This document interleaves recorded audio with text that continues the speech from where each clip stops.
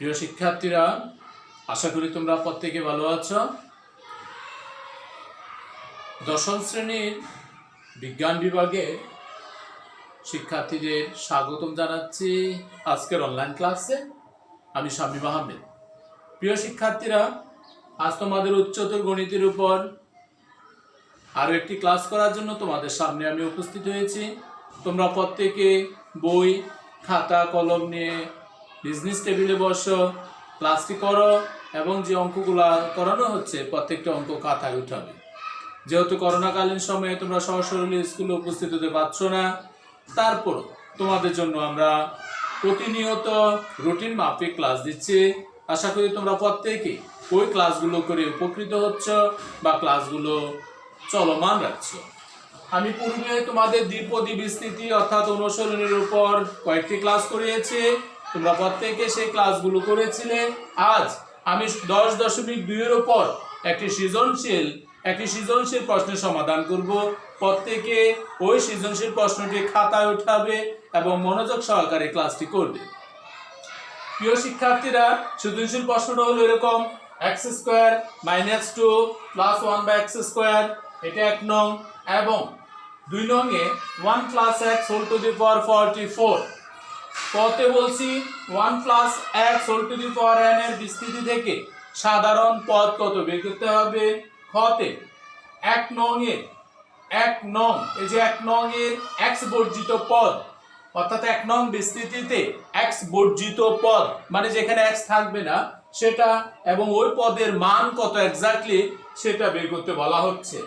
গ নাম্বার প্রশ্নে 2 নং, অর্থাৎ এই যে 2 নং সৃজনশীল, 2 নং এর বিস্তৃতিতে 21তম এবং 22তম পদের মান, এই 2 নং এ যদি 21তম পদের মান এবং 22তম পদের মান সমান হয় তবে বলছে বা তাহলে x এর মান কত নির্ণয় করতে হবে। প্রিয় শিক্ষার্থীরা, সৃজনশীল প্রশ্নটা তোমরা বুঝতে পেরেছ বা খাতায় প্রশ্নটা উঠিয়ে নিয়েছ। এখন আমি ওই সৃজনশীল প্রশ্নের সমাধান করব। তাহলে সৃজনশীল প্রশ্নের কতে ছিল 1 + x whole to the power n এর বিস্তৃতিতে, প্রশ্নটা হলো 1 + x whole to the power n, এটার বিস্তৃতিতে সাধারণ পদ কত নির্ণয় করতে হবে। তো প্রিয় শিক্ষার্থীরা, এটা মানে হচ্ছে সাধারণ পদ মানে হচ্ছে এটা nতম পদ। আমরা সাধারণ পদ নির্ণয়ের একটা সূত্র লিখেছিলাম, অর্থাৎ সেই সূত্রের অ্যাপ্লাইটা। সূত্রটা হচ্ছে এরকম: 1 এর পাওয়ার n যোগ nc1 x টু দি পাওয়ার 1 যোগ nc2 x এর পাওয়ার 2 প্লাস nc3 x এর পাওয়ার 3 plus dot dot ncr x to the power r plus দিয়ে ডট ডট লাস্টের পদ x, এজন্য x to the power n, অর্থাৎ এটার বিস্তৃতিতে দাঁড়াবে অবস্থান সমান 1 এর পাওয়ার n মানে হচ্ছে 1, পরবর্তীতে nc1 আপাতত থাকুক, আমার জন্য যা আছে তাই, x এর পাওয়ার 1 মানে x plus nc2 x² plus nc3 x এর পাওয়ার কিউব প্লাস দিয়ে ncr x to the power r plus দিয়ে লাস্টের পদ x to the power n। অর্থাৎ এই বিস্তৃতি সাধারণ পদ বা nতম পদ বলা হবে। যে সাধারণ পদ বা nতম পদ, এটার আরেকটা নাম হলো nতম বা rতম পদ ncr x to the power r। তাহলে ক নাম্বার প্রশ্নে বলছিল এটার বিস্তৃতি থেকে সাধারণ পদ, তাহলে যেটা সাধারণ পদ সেটা হলো rতম পদ, অর্থাৎ rতম পদকে বলা হয়ে থাকে বিস্তৃতির সাধারণ পদ। এটাই হচ্ছে ক নাম্বারের আনসার, যে সাধারণ পদ দ্যাট মিন্স rতম পদ সমান হচ্ছে ncr x to the power r। খ নাম্বার প্রশ্ন, তোমরা প্রত্যেকে দেখেছিলে যে খ নাম্বার প্রশ্নটা ছিল এরকম যে x² - 2 + 1/x², এর বিস্তৃতিতে x বর্জিত পদ কত। বা x বর্জিত পদের মান এবং ওই পদের মান কত সেটাও বের করতে হবে। তাহলে প্রথমত এখান থেকে কাজ করতে হবে, এটা x বর্জিত পদ। আমি যদি এটাকে সাজাই প্রিয় শিক্ষার্থীরা, এটার একটা পাওয়ার আছে whole to the power 6, whole power 6, তার মানে x square minus 2 into x into 1 by x plus 1 by x square whole power 6। তার মানে ব্র্যাকেটের ভিতরে লেখা যাবে x minus 1 by x whole square whole power 6। তার মানে x minus 1 by x whole power দ্বারা পাওয়ারকে গুণন করলে হবে 12। তার মানে যে অঙ্কটা দেওয়া ছিল x square minus 2 plus 1 by x square whole power 6, এটা মানে যদি আমি সূত্র অ্যাপ্লাই করি ফাইনালি মান পাবো x minus 1 by x whole to the power 12। তাহলে এখান থেকে প্রশ্ন থেকে এই হচ্ছে আমার বিস্তৃতি, অর্থাৎ এখান থেকে আমাকে বলছে x বর্জিত পদ কোথায় আছে সেই পদ বের করতে হবে এবং ওই x বর্জিত পদের মান কত সেটা নির্ণয় করতে হবে। তাহলে আমি ধরে নিলাম যে ধরে নিতে পারি x বর্জিত পদ যেহেতু পাওয়ার ছিল 6, x টু দি পাওয়ার 6 এর সহগ যেখানে সেখানে অবস্থিত, বা x বর্জিত পদ সমান হবে x to the power 0। x বর্জিত পদ মানে r প্লাস 1 তম পদ যেটা সেটা মানে সাধারণ পদ। ধরে নিব r তম পদ x বর্জিত, ধরে নিলাম r তম পদ x বর্জিত পদ। তাহলে উপরের অংশে যদি আমার এই বিস্তৃতির r তম পদ কত বের করতে হবে, তার মানে x minus 1 by x whole to the power 12 এর সাধারণ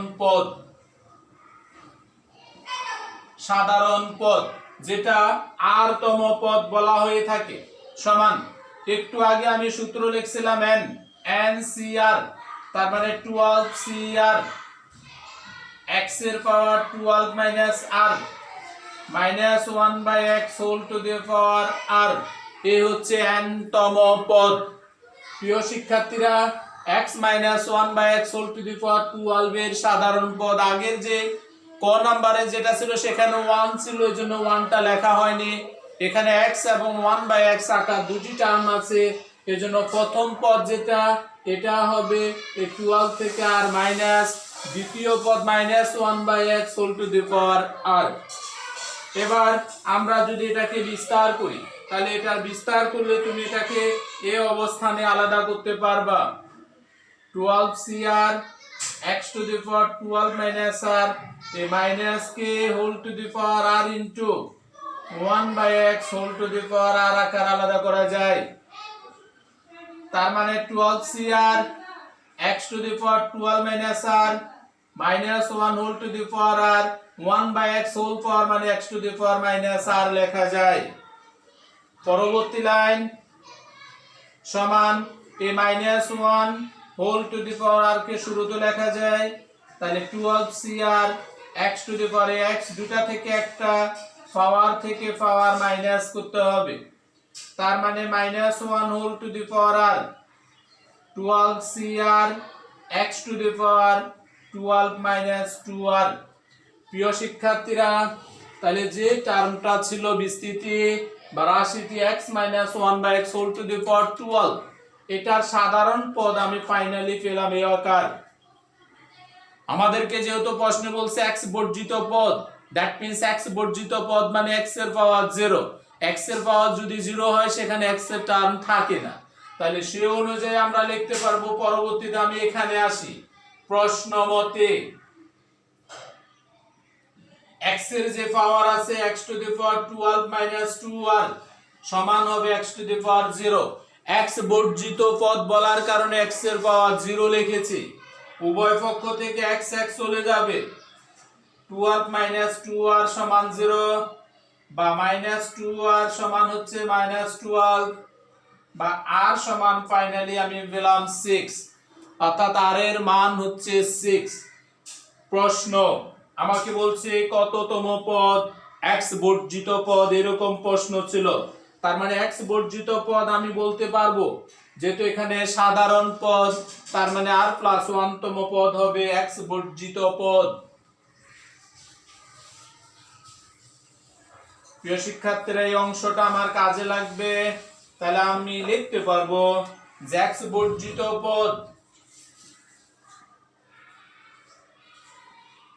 r+1 তম,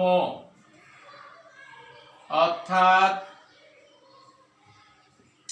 r মানে 6+1 বা 7 তম, অর্থাৎ 7 তম পদ হচ্ছে x বর্জিত পদ।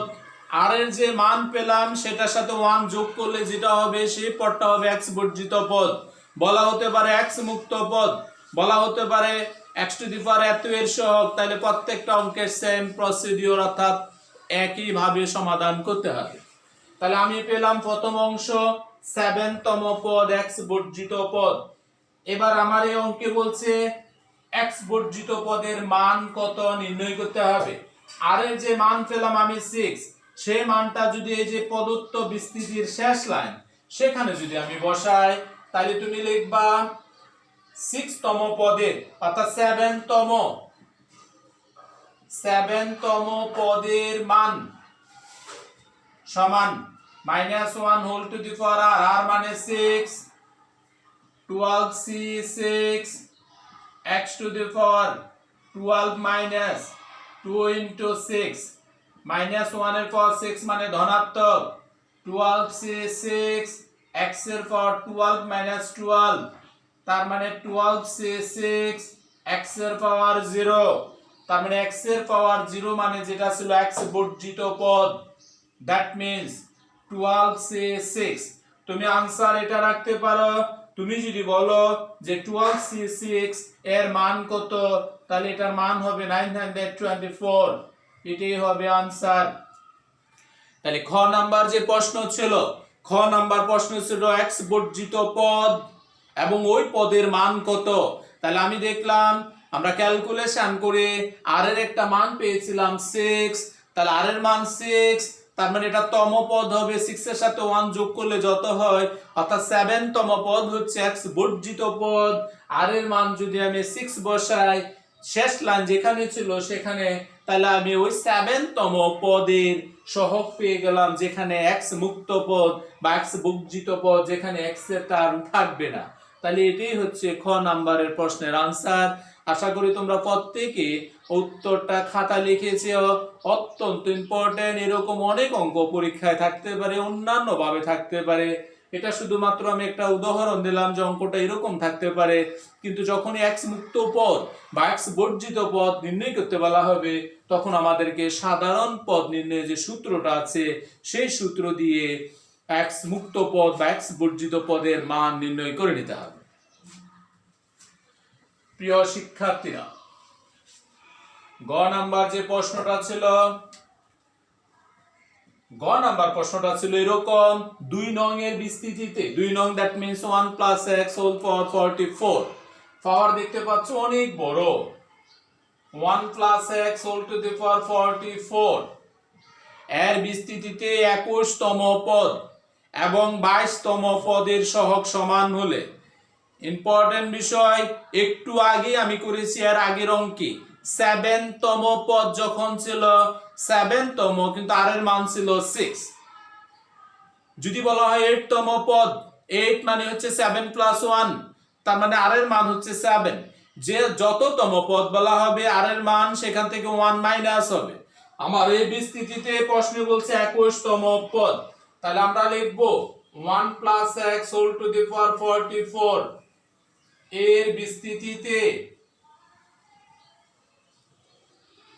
21 তম পদ সমান 44 c20, 21 থেকে 1 কমে যাবে, 1 এর পাওয়ার 44 মাইনাস 20, x এর পাওয়ার হবে 20, এখানে নিচে যত আছে x এর পাওয়ার তত, দ্যাট মিন্স 44 c20, x এর পাওয়ার 20।